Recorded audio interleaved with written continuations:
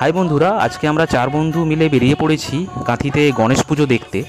কাঁথিতে বিগত 4-5 বছর ধরে এখানে খুব জমজমাট করে গণেশ পুজো হচ্ছে।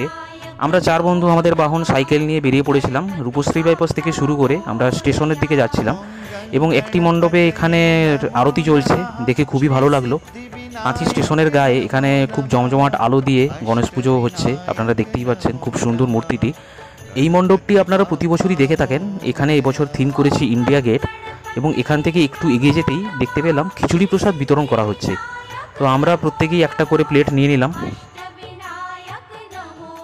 আপনারা দেখতেই পাচ্ছেন মুম্বাইয়ের মতো কাঁথি শহরেও গণেশ পুজোর জনপ্রিয়তা খুবই বৃদ্ধি পাচ্ছে এবং মূর্তিগুলো দেখতে পাচ্ছেন খুবই বড় বড় হচ্ছে এবং প্যান্ডেলগুলো খুবই সুন্দর করে সাজানো রয়েছে। এগুলো দেখতে দেখতে আমরা কাঁথি সেন্ট্রালে গিয়েছিলাম এবং সেখান থেকে আমরা কাঁথি কলেজ রাস্তায় গিয়েছিলাম, যেখানে খুবই বড় করে গণেশ পুজো হয়। সেগুলো আমরা নিয়ে আসছি পার্ট 2-তে।